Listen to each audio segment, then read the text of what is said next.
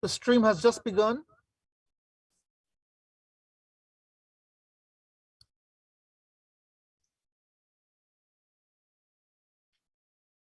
So I just want to welcome everyone tonight for our third community lecture in our series on GI cancers. My name is Laura Martello-Rooney. I'll be the moderator tonight. I'm Director of GI Research at SUNY Downstate Health Sciences University. And tonight's topic is on pancreatic cancer and diabetes. We have two great speakers tonight. One giving aspects of medical information related to this topic. And our second speaker is going to give us a research introduction to this topic. And so I just want to thank our sponsors, Cold Spring Harbor Laboratory and Northwell Health. And special thanks, of course, to my fellow participants for organizing this lecture series, Pamela Straker, Lakia Maxwell, and Betty Zhang. And one other thing I wanted to mention is we have our 7th annual Cancer Health Disparities Symposium coming up on Friday, March 4th. And our keynote speaker is going to be Edith Mitchell from Thomas Jefferson University, who has extensive background on doing both from the medical field as well as from the research field, GI cancer disparities. And we will have one session on colon cancer, a second session on pancreatic cancer, and our third session this year will be cancer and comorbidities, modifiable factors. So I'd like to introduce our first speaker for tonight. Dr. Daniel King has an MD PhD. He's coming to us from Northwell Health Cancer Institute Center for Genomic Medicine. He actually was had a fellowship at the National Institutes of Health as a Howard Hughes Research Scholar and was a PhD student at the University of Cambridge. Then went on to receive his MD degree at Wayne State University School of Medicine, followed by a residency at New York Presbyterian Hospital at Columbia University, and then did his fellowship training in medical oncology at Stanford University. And so he is an MD PhD, so he essentially has both sides of both the medical field as well as the research field. And so he's gonna, though, tonight talk about the medical information related to this topic. Great. Yeah, happy to take over. Thanks you so much for the introduction, Laura. I'm going to just share my screen. I put together a couple of slides for the audience tonight. I think we're at maybe 10 or 12 slides. I think this showed up on the other screen. Let's see if we can. Yeah, I think that should be working. All right. So I will talk briefly about diabetes and pancreas cancer. These are diseases of the pancreas, but before I dive into the diseases, I think it could be helpful just to remind the audience a little bit about what the pancreas is, because if you're not seeing folks with pancreas cancer all day, you don't think about this too much. The pancreas is an organ that doesn't get as much publicity as maybe is warranted, given how important its functions are for the body. But where is the pancreas? So first of all, on the left here, you'll see this is the human body. This is the liver.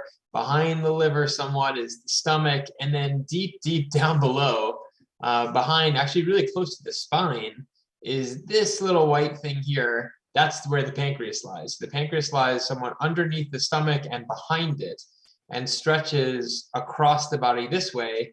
So just zooming in now, we're looking at the pancreas. Back when I went to school, we used to call this an inverted cigar shape, but something tells me in modern elementary schools, we don't refer to cigars as anatomical locations anymore. So this is the pancreas. It's wrapped around by the duodenum, which is part of the intestines or the digestional pipes that bring the food from the stomach all the way down to the outflow tract. That's important because a lot of the functions of the pancreas deal with digestion. So I'll show you a little bit more what I mean by that. The functions of the pancreas can be divided into enzymatic functions, which are enzymes or proteins that can metabolize or break down foods generally, and hormones are different molecules that they can do all sorts of things, but one thing that they can do for the pancreas is regulate sugar. So I'm going to go into what those functions are now, and here's a figure describing a little bit more detail what those enzymes are. The enzymes come from so-called exocrine tissue in the pancreas, and all of these are just long names for different types of proteins, different types of enzymes that help in digestion of food, help in digestion often of fats. So the way that our body breaks down fats requires the components coming out of the pancreas and get secreted into the duodenum next to the pancreas. But then we also have the hormonal function, or that's part of the endocrine tissue of the pancreas. And the endocrine tissue of the pancreas includes something called insulin, which you may have heard of. And insulin is necessary for decreasing the blood sugar level. Glucagon does the opposite, and these two hormones and others have to live in a careful balance to regulate the amount of sugar that we have in our body, and that's important because of what happens if you have dysfunction in these enzymes, and I'll get into that right now, which is diabetes. Diabetes is a disease where our body is no longer able to regulate the amount of sugar in the bloodstream as well as it needs to. And the other problem related to disease in the pancreas is pancreatic cancer. So I'm just going to briefly cover each of these. Diabetes is something you may have heard of. Some of you may even be wrestling with this. This is a problem where we're not able to regulate the blood sugar levels very well. You can see on the right is this finger stick device that is taking a prick of blood, and then you get a number describing the amount of sugar that's in the bloodstream. And so in order to look for diabetes or to monitor for how well diabetes is controlled, we look for blood sugar levels using one of these devices or something similar to it. And if the number goes up, and if we're wrestling with the symptoms of diabetes, well, these are symptoms. You can see just how many different things can happen in the body when we don't regulate our blood sugar levels very well. When the blood sugar levels are very high, we can have thirst. We can have excessive urination, like you feel like you need to go to the bathroom all over like again and again. The sugar can actually get and manipulate the nerves and damage the nerve tissue, and the fingers and toes especially can result in pins and needles in the feet. So these are all things that now when you go to your primary care doctor, you'll have a screening check they'll look for your blood sugar levels to see if you may be wrestling with diabetes, and then what to do about that. All right, so that's diabetes. That's one of the very important diseases that can come from dysfunction of the normal pancreas functions. The other thing that is important to think about is pancreatic cancer. Now, pancreatic cancer is not one of the most common cancers out there. It's only about the 9th or 10th most common cancer, but it is a deadly cancer. It's very difficult to treat. We're going to go through this a little bit more detail. So again, here's the pancreas, that inverted cigar shape. And what I'm showing here is you can have two different types of cancers of the pancreas. You can have adenocarcinoma of the pancreas, which is by far the most common type of cancer in the pancreas. About 95% of pancreatic cancers are adenocarcinomas. And then you can have neuroendocrine tumors, neuroendocrine cancers of the pancreas, about 5%. So this is the variety that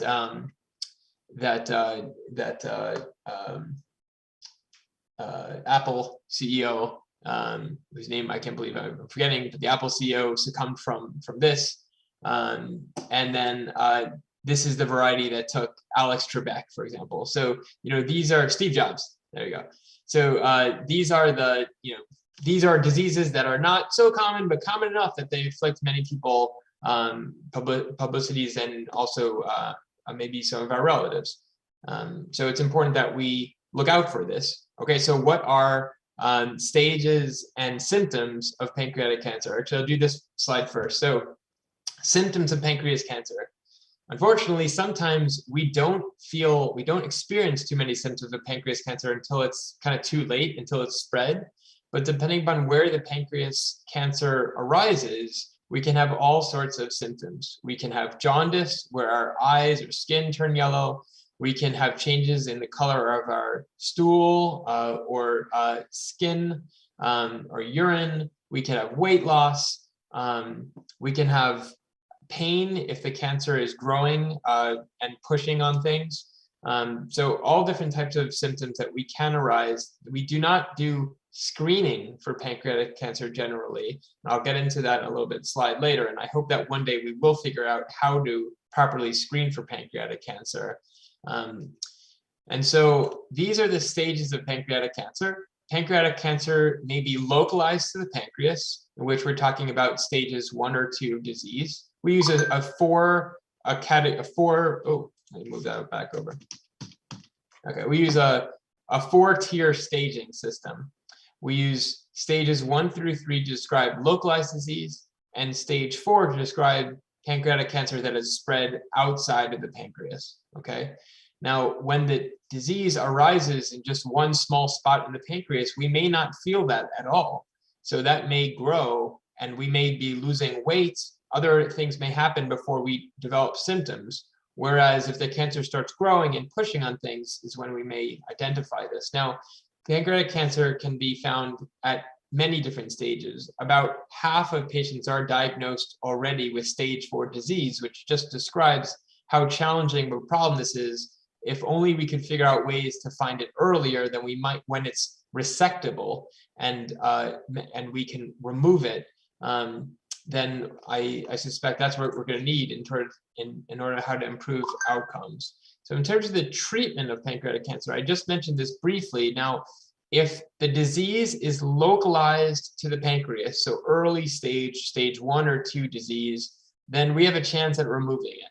Okay, so surgery is the treatment modality we have that could be curative. It is the only thing that we can do that can be curative. We remove it and then give a little bit of chemotherapy afterward as an insurance to destroy any cancer cells that may have escaped where the pancreas is. And sometimes we even include radiation.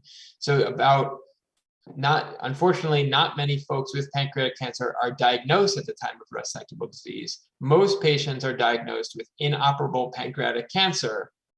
And so we need to use what we say systemic treatment options. So chemotherapy, basically. Chemotherapy can get everywhere in the body, and wherever those pancreatic cancer cells are growing, then the chemotherapy can hopefully improve treatment and allow people to live longer with the disease, maintaining a quality of life.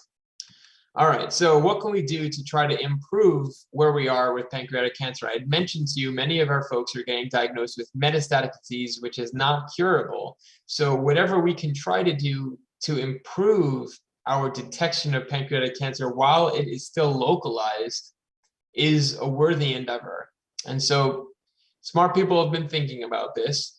And we have the PanCan organization, which is one of the major organizations in the country that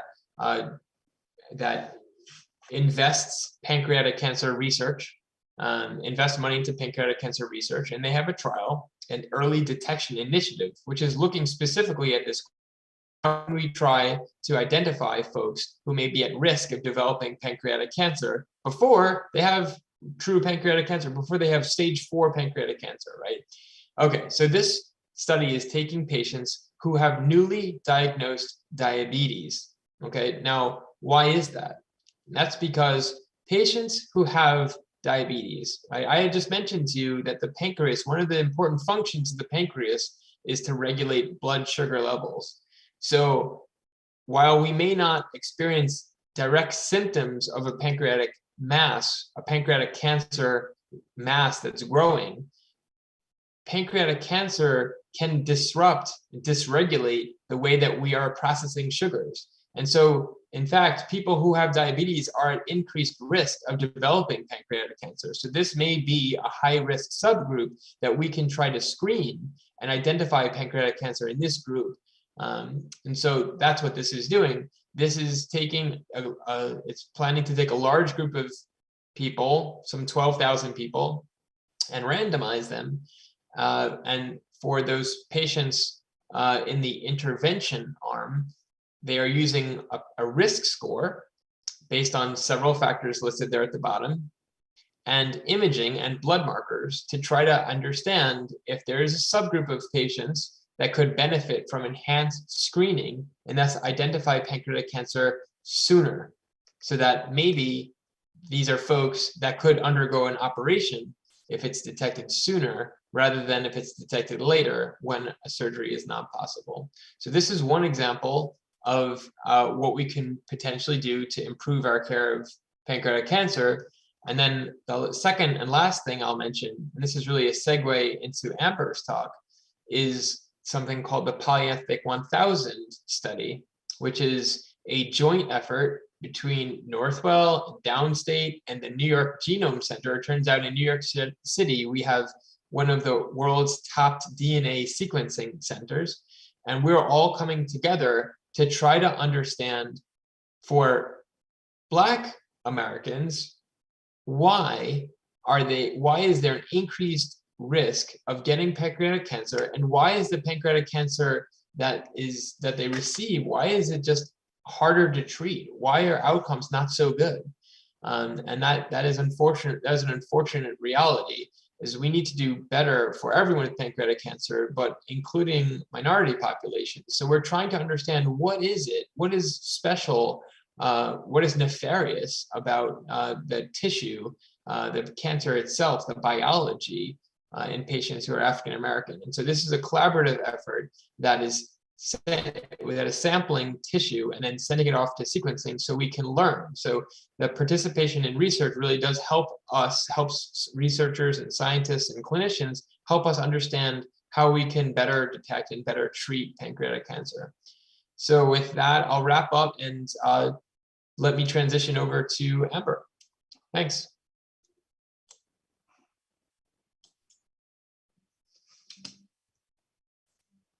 Actually, Dr. King, did you want to take some questions first?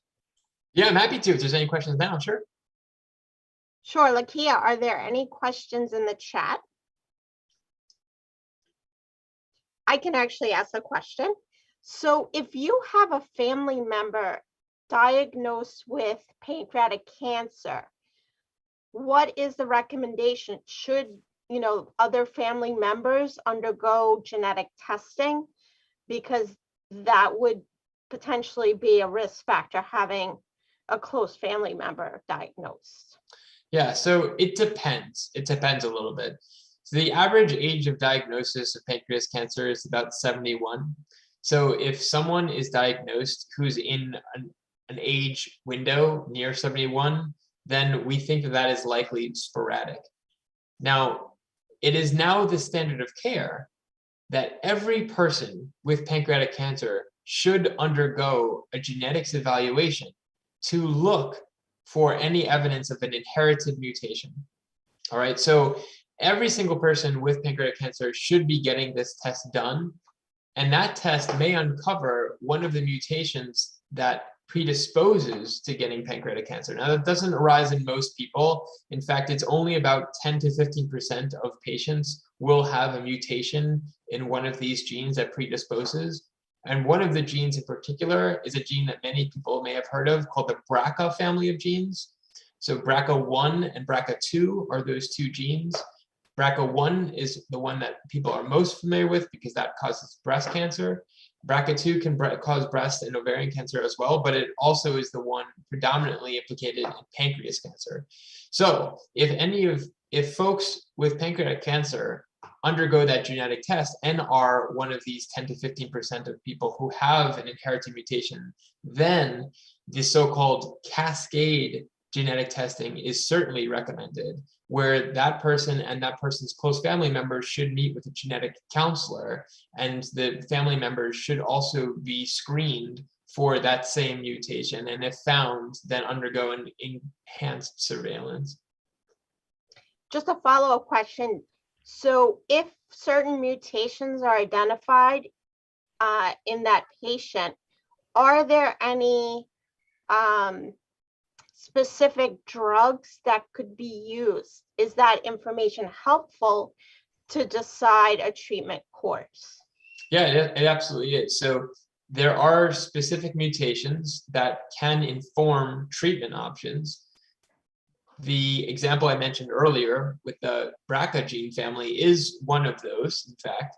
And so we now know, based on research published not long ago, within the last couple of years, we now know what drug options are available for those patients. And so that's one of the reasons why it's important that we do that testing and uncover what those drugs are. I have a question. There seems to be some research coming out that links sugar to a couple of things, including things like Alzheimer's, etc., and I'm sorry, dementias. And I'm wondering if there is any look at just the whole issue of what sugar is doing, particularly in the communities that we serve, because we are finding, of course, higher levels of diabetes and, all of those types of things. And it seems that there might be some connection with all of this and sugar. I think it could be. I mean, we know that increased and prolonged intake of high levels of sugar can cause diabetes. I mean, that is the predominant cause for type 2 diabetes, is basically not eating very well over a long period of time. It kind of overworks the system and dysregulates the pancreas. And we also know that patients who have a dysregulated pancreas are at increased risk of developing pancreatic cancer. So I think that is a risk for pancreatic cancer specifically. And just more generally, having diabetes or increased levels of sugar in the bloodstream can cause inflammation, and inflammation is not good for the body. We know that. Inflammation causes increased cell turnover, and as our cells are turning over quickly, it increases the risk that a so-called deleterious DNA mutation can occur, and DNA mutations is the basis for cancer. So yeah, I think that's definitely the case. All right, Lakia, are there any other questions in the chat? If not, I will introduce Amber and then let her start her presentation. Okay, there are no questions. Thank you. Okay, so our second speaker is Amber Hubowski, who received her Bachelor of Science from Seattle Pacific University, and that was in biochemistry and cellular and molecular biology. She then went on to receive her PhD, University in California at Irvine, and she currently is a postdoctoral fellow at Cold Spring Harbor Laboratory in David Tuveson's laboratory, who is one of our collaborators. So Amber. Great, thank you. Let me pull up my slides here. Go. Okay. Am I in the right mode? Good. Not full screen. Oh, now you're full screen. Now we're good. Okay, perfect. All right, thank you. So I'm excited to follow up on Dan King's talk. I work pretty closely with Dan King, and he's been a great collaborator. And I think he's really kind of laid the stage of giving you a little insight into what happens outside of the clinic and kind of on the back end of things. So I work at Cold Spring Harbor Laboratories, which is a beautiful campus out on Long Island. And the main thing that my lab focuses on is cancer and what can we do to make cancer better. So just to kind of throw some stats and numbers at you a little bit of why we're so interested in trying to make cancer better is that cancer impacts a lot of people. And cancer is really considered this disease of aging. So the older you get, the more likely you are to develop cancer. And I actually pulled the stats from 2020. This is in the graph on the right. And you can see that even though, COVID-19 is creeping up in the number of deaths, cancer and heart disease are really the two leading cause of deaths in the US. And even though this is also a disease of aging, there are kids that are also impacted by some cancers as well. And the cancer that our lab is really focused on, and the reason we're here to talk about this today, is pancreatic cancer. And as Dan pointed out, pancreatic cancer isn't talked about maybe as often. And the reason for that is there's so many other types of cancer that impact many more people than pancreatic cancer does. But pancreatic cancer in particular is a really brutal cancer. And the main reason for that is the poor survival and really minimal treatment options that patients have. So right now, across all stages, the average survival is only 6 to 10 months. And the 5-year survival rate, so the number of patients that actually survive 5 years after diagnosis, is 10%, which is really quite horrible. And we want to do what we can to try to make that a better outcome. And one of the main reasons for the horrible outcomes here is what Dan alluded to, is many of these patients don't realize they have pancreatic cancer. The symptoms aren't as obvious. They're kind of minor generic things. And so they end up being diagnosed with really late stage. So this chart here is showing you that 53% of people diagnosed with pancreatic cancer are already diagnosed with a distant metastases or kind of a late stage disease that can't be treated with a resection. And so as researchers, this really bothers us. We want to improve this. We want patients to have better outcomes. And so we kind of ask this question of, well, what are our goals for cancer research? And our big goal, of course, is to cure cancer. But that's, a pretty big, lofty goal. So if we break that down a little bit more, what are our realistic goals here? Early detection, especially in pancreatic cancer, is a big one that a lot of folks are working on. Improved therapies, less side effects of those therapies, improving the quality of life, and just overall better survival. And I will say a lot of researchers that have come before me have made a big impact on this. So if you just look at the number of cancer survivors in the US and the percent of the US population that's a cancer survivor, these numbers have been steadily increasing over time. And this is just thanks to a lot of money being funded into cancer research and a lot of researchers that have really devoted, their careers and their lives to trying to improve this. So this is all good, but the next kind of question, and what I think will be fun to share with you guys, is how do we actually study cancer? How do we do this in the lab? And one of the important things we do is we use something called a model system. So as much as we want to study cancer in the human body, that's sometimes a little bit challenging. And so we use model systems to actually study the human cancer, but outside of the human body. And one of the really common model systems is something called cell culture. And so what this is if we take cancer cells from a human cancer, we're able to sometimes grow them in a dish on plastic. And this is an image of what some of these cancer cells look like. And we can zoom in a little bit more and you can see these are individual cancer cells here. They have some structures inside of them, but you can see they grow quite nicely. They adhere to the dish. And we can grow these in a lab really pretty easily. And these are a great model system to study some fundamental cell biology questions. And just to give you a little bit more of an idea of what this actually looks like, these are the dishes that we grow these in. And so these cancer cells will stick to the plastic on these dishes.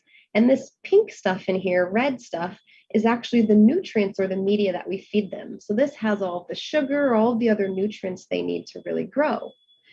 Now, this is a great starting model system to study some of the basic biology, but we then want to go into some of the more complex model systems. And this is where we use animal model systems. There's things like Drosophila or fruit fly, C. elegans or worms, and even zebrafish that have been really instrumental in some of these genetic experiments, looking at the genetic or DNA basis of cancer. And then more advanced studies are done with mice or rats. And this is a really good precursor to test maybe how drugs will respond in vivo in a body. And the idea behind this is we start off with some basic research in cell culture on those dishes, And then we move into more translational research, maybe looking at mice, and then eventually we'll get to the human subject. And it's kind of this trajectory: as you increase complexity of your cancer model, you can progress into more clinical and translational research. Now, one of the things that's also good to point out is there's lots of ethical regulations also involved in this. So as much as we want to help humans along the way, we don't want to harm animals in an unethical way. And so there's a lot of regulations we do to make sure everything is done appropriately. But one of the things we would love to be able to do is find a way to go from this basic research, maybe without going through some of these animal models, and actually have a system that's a little bit more similar to the human body, but still allows us to do this in vitro in a cell culture system. And one of the new systems that's come out is something called an organoid. So you can think of this as like a little mini organ that we're able to grow in the lab. And since this technology first came out, we've been able to adapt and develop these organoid systems for many different tissues and organs. And in our lab, one of the ones we've recently developed is for the pancreas. So we can grow pancreatic organoids from human or mouse in the lab. And this is kind of a little idea of what these look like. You can imagine these are like a little 3D structure of cancer cells. And this is a diagram of them over here, this little 3D structure of a cancer cell that's in a matrix. And then you have that media or nutrient that's around it and bathes it in the food that it needs to grow. So in the research that we do, we'll establish these organoids actually from donated patient tissue. So we'll collect tissue if someone undergoes a pancreas resection or a biopsy from either the primary tumor or a metastatic lesion. And in a few months, we'll be able to develop these cute little organoids. And this image over here gives you an idea of kind of what this might look like. In this case, we had one little tiny baby organoid we were able to start from, and we could expand and grow this to create a larger culture of these organoids. And what's really interesting is even just on this level of looking at the organoids, we can start to see differences based on each patient. So some patients might have organoids that grow really well. Other patients might not grow as well. And some of them might have a larger structure or a smaller structure, and they will look a little bit differently. And then once we have these models established, one of the exciting things we're able to do is actually look at personalized medicine. So as I said, these patient-derived organoids are created from one single patient's tissue. And so we can use these organoids to look at different therapies. And so the idea is we can test different therapies. We can look at some sequencing, looking at the mutations, looking at other RNA sequencing, and start to understand and profile this individual organoid that represents a single patient's tumor. And in work that we published several years ago, we were able to actually really profile a pretty large subset of patient-derived organoids. So we looked at almost 70 organoids derived from patients. And this is one chemotherapy drug that's often used for pancreatic cancer. And each dot here is a single patient's organoid.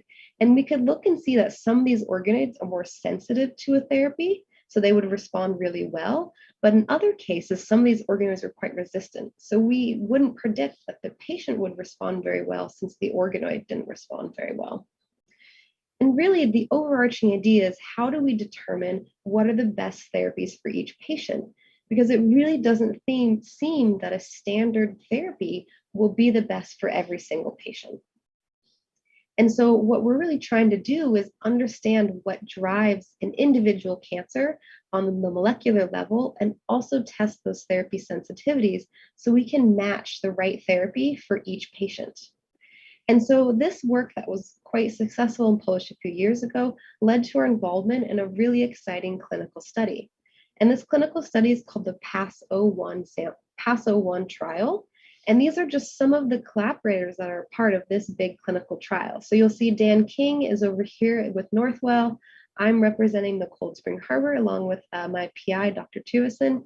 And we have collaborators in Canada, also Johns Hopkins, Dana-Farber, Memorial Sloan Kettering, and several other groups that are helping us collect tissue and enroll patients in this clinical trial. So this slide might be a bit busy, but I want to walk you through of what are the goals of this clinical trial and what are we trying to do. So the first thing is, in this clinical trial, patients are receiving two different therapies.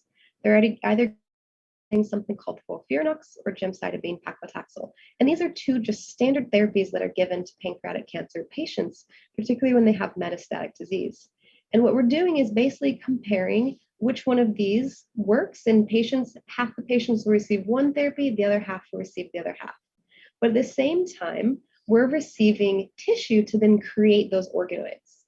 So then if the patient then doesn't respond to this therapy, we're able to select a second line therapy based off of our molecular analysis, based off the organoids, to try to match the best therapy for those patients. And this will also give us an idea of how good are organoids at predicting what will happen with these patients. So based on the organoid data, we can predict, will they respond to this therapy, will they not? And we're able to test that in real time. So right now we've enrolled a little over 40 patients in this trial. It's really been in the past year that we've picked up and been able to recruit more patients. And for our organoids, we've had about 65% of them successful. So that means sometimes we might get tissue and we're not able to make organoids from them. In some cases, that's because it ended up being the tissue we got wasn't actually cancer. So that's actually really great news for the patient that they didn't actually have a cancer. In other cases, we don't quite know why organoids failed, and we're still trying to figure that out a bit more. But in several cases, we're able to actually do therapeutics and therapeutic screening on these organoids. So I'll show you a little bit of what this pipeline looks like. So as I mentioned, our first step is really to generate those organoids, and this can take a few months. We might go from just the one little organoid and expand it. Once we've been able to establish those organoids, we can actually do our drug screening. We look at 123 different drugs for each organoid that we look at. And at the same time, we continue to biobank and establish these organoid lines.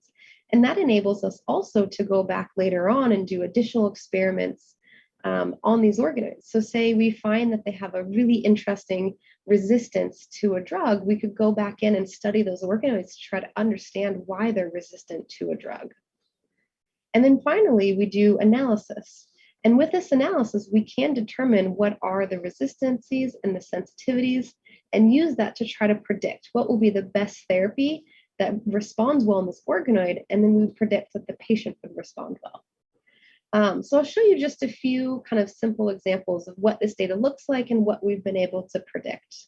So this is one patient example that's involved in our clinical trial. And we're looking at 3 different chemotherapy drugs. And each of these dots here is one organoid line. And this big blue dot here is this patient of interest or organoid that we're looking at. And based on our drug screening data, we saw that relative to all these other organoids, this organoid was very sensitive to these therapies. And so we predicted if the patient was treated with these therapies, they would also respond really well. And excitingly, when the patient was given a combo of these 2 therapies, the patient actually responded really well. So our organoid data could really predict how the patient would respond. And another example, we noticed again, here's our blue dot for this patient, that the patient was sensitive to these therapies and pretty resistant or didn't respond very well to these other therapies. The patient at the start was given a combination of these 2 therapies, which our organoid data would suggest they wouldn't respond to very well. So not surprisingly, the patient progressed on those therapies.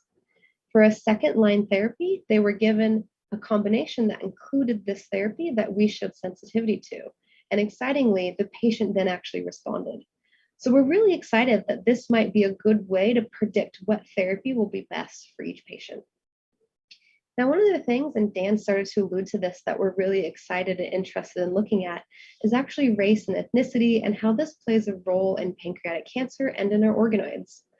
And one of the unfortunate things that's happened over time is most of the tissue biobanks, including organoid biobanks, are really overrepresented by white or European American individuals.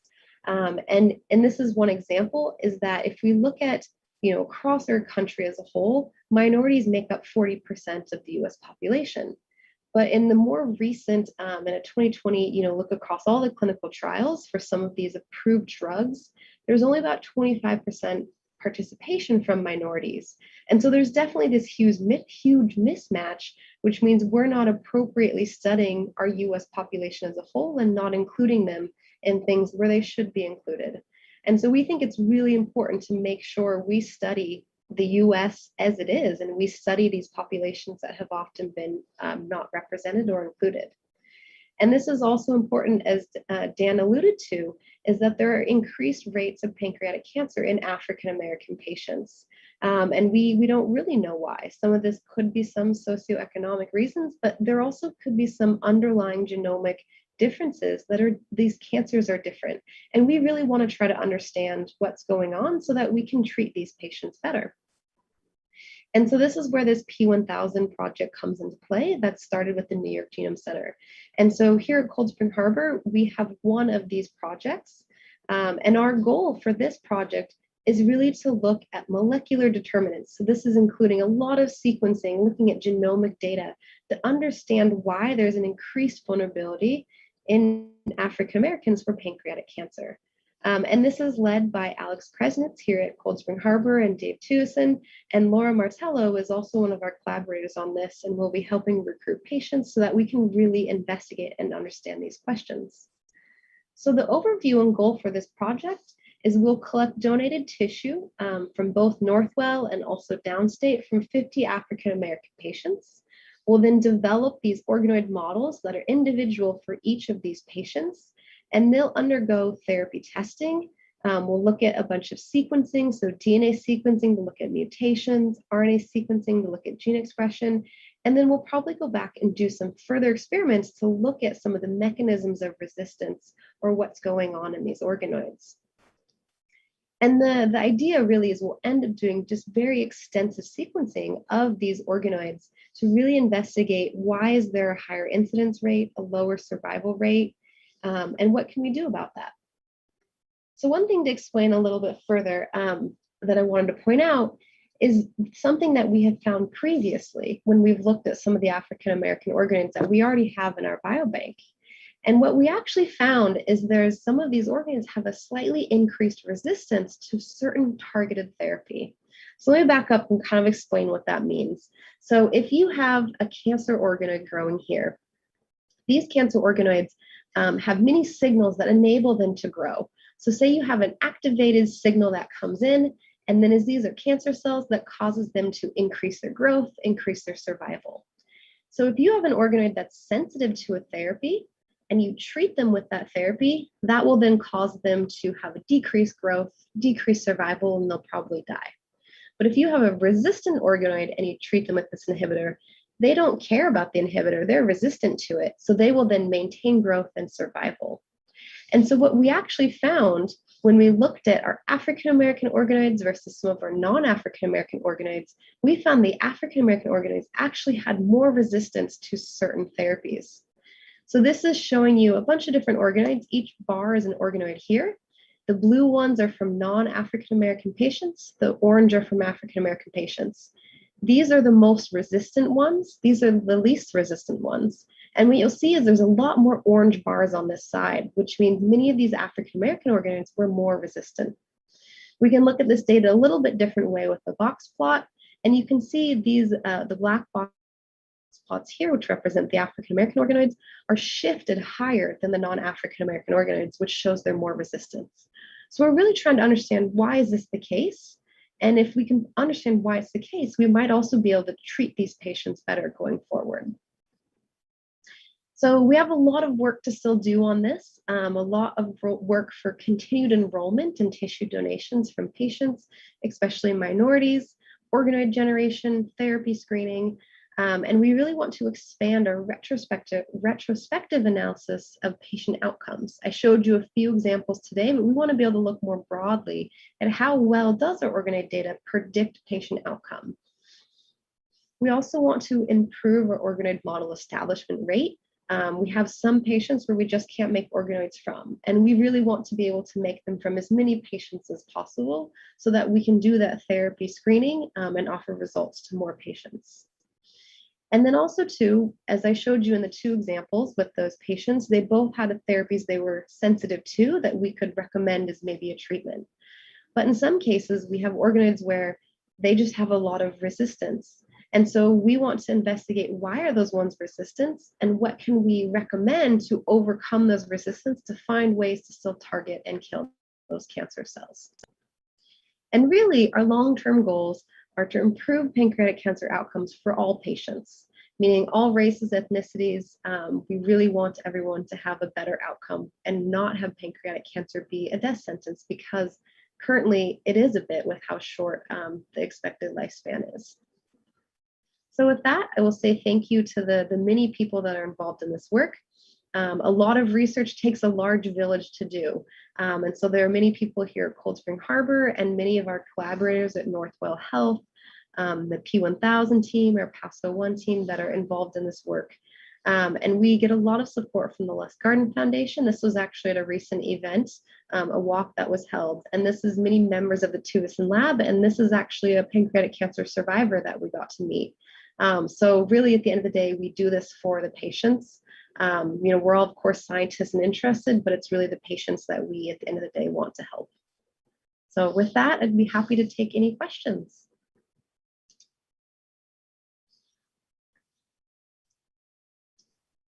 Great. Thank you very much, Dr. Hubowski. Lakia, are there any questions in the chat? There are currently no questions in the chat. Okay, I have a few. Lay them on me, Laura. So for the past clinical trial, when do you think would be the earliest that results potentially will be available for patients to, see whether or not something like this approach could be applicable to them? Yeah, so I don't know for sure at what point we'll start releasing some of the data on that. We really just started in the past year.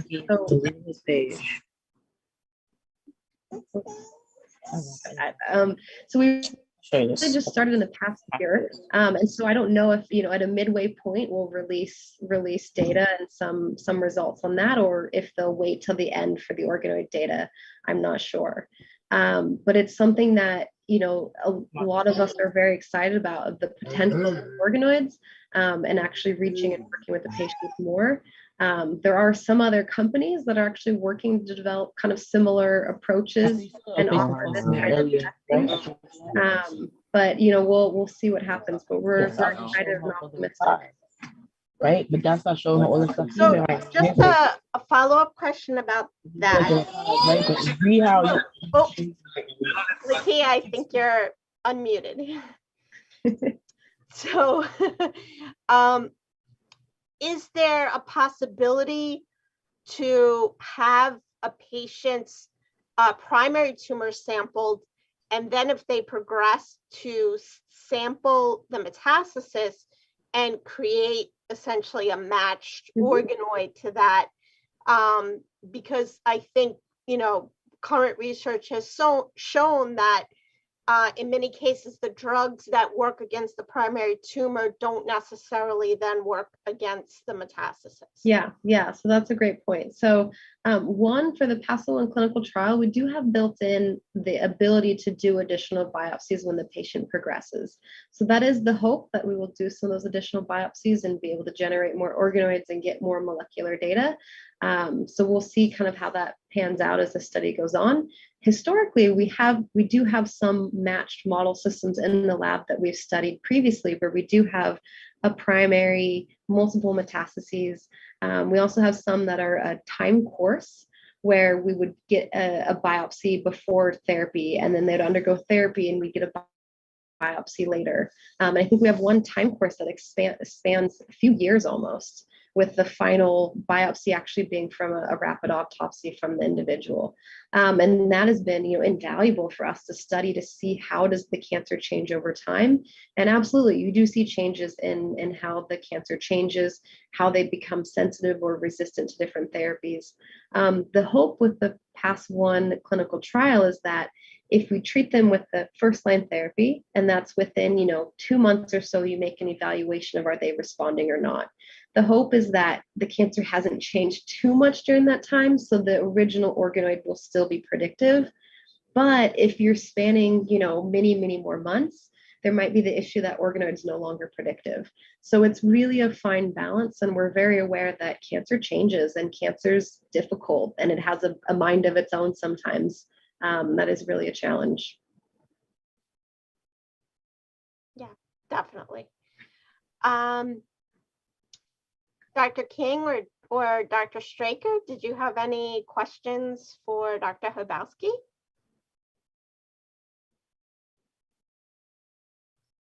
You're muted, Pep.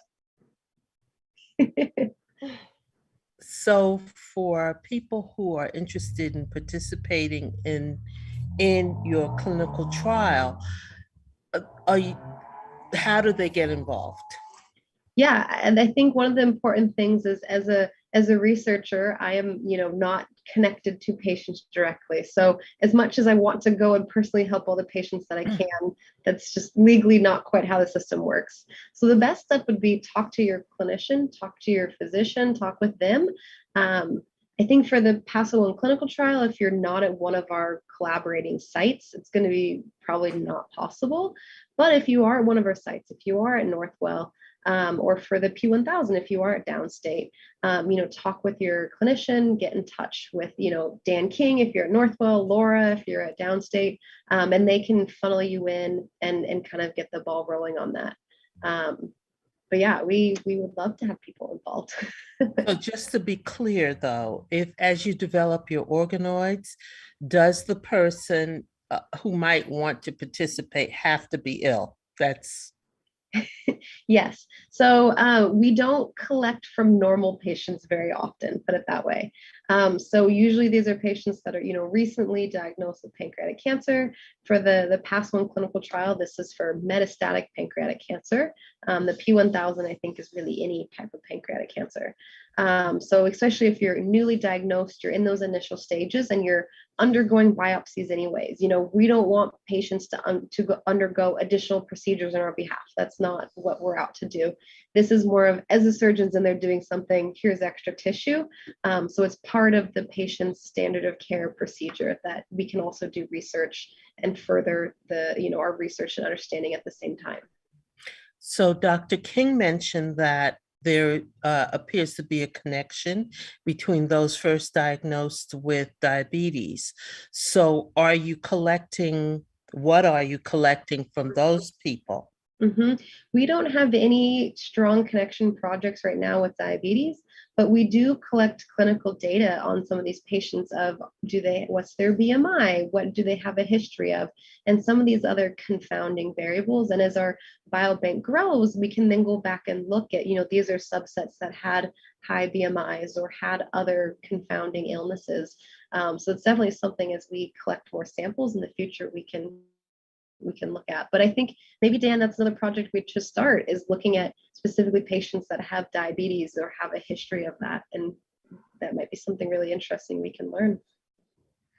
Yeah, I am thinking that based upon what you've both shared, that particularly for our communities, we need to be aware of whether or not there are connections between this and things like heavy sugar content in our diets, heavy drinking, which, I'm sure that there's something about the conversion of alcohol to sugar and blah, blah. I think that there's a greater discussion that could be had that relates to prevention of some of what you're talking about. And both of you were just fabulous. Thank you so much. Yeah. I have one final question, Dr. Hubowski.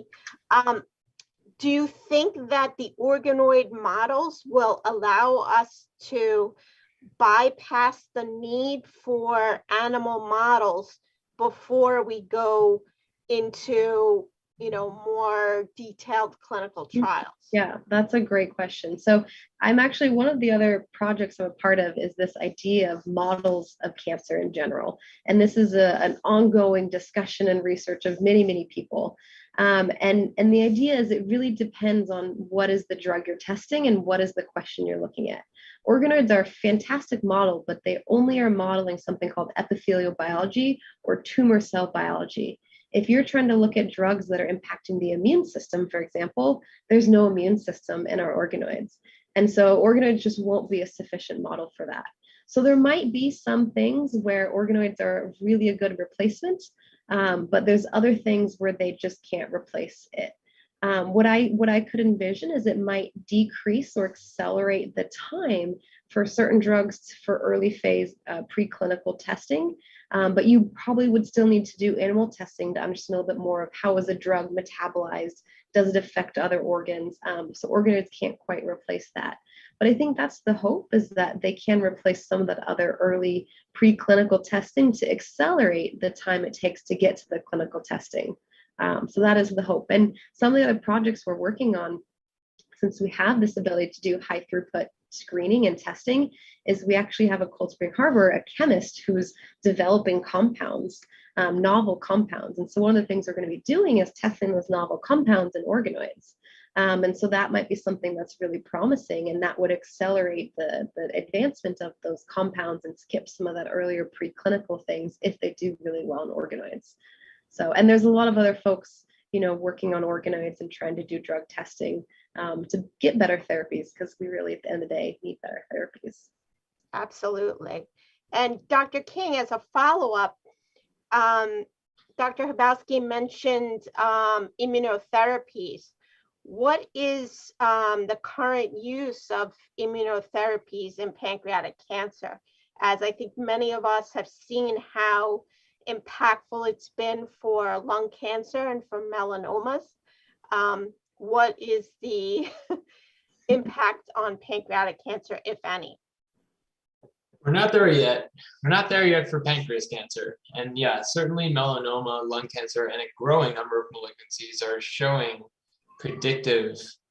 It's actually pretty incredible. I think checkpoint inhibitors are the so-called immunotherapy drugs that most of us are talking about, and learning how to harness the immune system and allow the immune system to fight cancer is really changing, is revolutionizing really the treatment for many different cancer types. Because pancreas cancer has been so notorious and so challenging to treat, many have wondered whether immunotherapy could help. And lots of research has gotten into this. And so far, the results have been pretty disappointing. The last large national committee meeting that we had, we saw that really adding immunotherapy to standard drugs was not helpful. And so we're still looking for the combination of, we still think that there's probably a subgroup of patients that are likely to benefit from immunotherapy. Maybe not the most standard subgroup of pancreatic cancer. Maybe we need to figure out combinations of standard chemotherapy and immunotherapy that can help us. And the organoids is one way that we could study that. The other thing is, as I was mentioning before, that there are some patients that have mutations, particular mutations. Before I mentioned the Bracha gene family, there are subgroups of pancreatic cancer, we call them defective and mismatch repair, where the tumor's DNA repair system is out of whack. And there are other genes, ATM, that have mutations that we think could make the cells vulnerable to immunotherapy. And so those are all being studied now. And if the results are promising, then that will be the standard of care to use immunotherapy for those subsets. I will say that one thing that is on the horizon, and an exciting horizon for pancreas cancer, is not so much immunotherapy, which hasn't proven its weight yet, but the gene that is most commonly mutated in pancreas cancer is called the KRAS gene. And we are now learning how to use a drug to combat that defective gene. Inhibitors specifically targeted for that gene. Now, we're not quite there yet. The drugs that we've invented work only on specific mutations in that gene, which are not so common in pancreas cancer. But I think we're kind of at a watershed where, now that we've learned how to fight particular mutations, we're going to blossom in terms of expanding the more broadly speaking, a diverse group of mutations in the KRAS gene. And when we do that, I think we will develop specific inhibitors to KRAS, and those will become widely used in pancreas cancer. So I'm hoping that we're going to be there 5 or 10 years from now. Yeah, and correct me if I'm wrong, but I think pancreatic cancer essentially has greater than 90% patients have the KRAS, one of the KRAS mutations. So this really would be one of the top targets for us to continue to investigate. It's absolutely correct. I mean, many cancer types don't have that level of ubiquity, that sense of you find a mutation almost every single patient. There's very few cancer types like that. So I'm hoping that eventually that ubiquity will be the Achilles heel that will allow us to use these inhibitors broadly in pancreas cancer. And so there's a lot of money and research now going into trying to develop these KRAS inhibitors for pancreas cancer. I think what's also crazy about it is I would say for many, many decades in the past, people have tried to target KRAS and it's been considered undruggable because no one's been able to do it. So it's really with, smarter minds, more money, and some innovative ideas that we've been getting closer. So hopefully some more brains can push it forward. Definitely. And a follow-up question. So Dr. Hubowski, the majority of your drug screening was on single agents. Mm-hmm. Do you ever plan in the future to, as Dr. King had alluded to, these combinations in testing the organoids? Mm-hmm. So we actually do combinations quite frequently. I just didn't really talk about it too much, but we actually do some of the standard of care combinations because most of the standard of care chemotherapies are not done as a single therapy. They're done with like multiple combinations. So we regularly test those. And we've also done other things where we'll take some of the really resistant organoids that we've seen based off of the first drug screening, and we'll layer them with a really low dose of another drug that we might think will help. And some of those combinations have been really promising. And we've actually done this for some of our PAS1 patients as recently as just a few weeks ago. And the clinicians actually took that under consideration as they were choosing the second line therapy. So these are some of the ways we are trying to combat those resistant organoids is with combination therapies. And the idea is if you have multiple signaling pathways that are pushing for growth, if you inhibit one a little bit and you also inhibit the other one, that might be enough to kill off or to damage that cancer cell. Whereas if you only inhibit one, it just relies on the other one to help it grow. So yeah, we're hopeful that some of these combo therapies will be helpful. Yeah, I think unfortunately it's rare that there's a single chemotherapy that's curative. Yeah. So I think most of us realize that combinations will be really the necessity. So having both the clinical trials that Dr. King was talking about, as well as now this essentially 3D model screening really is the future. Yeah. Lakia, are there any questions in the chat? There are not. Okay. Any other questions, Dr. Straker?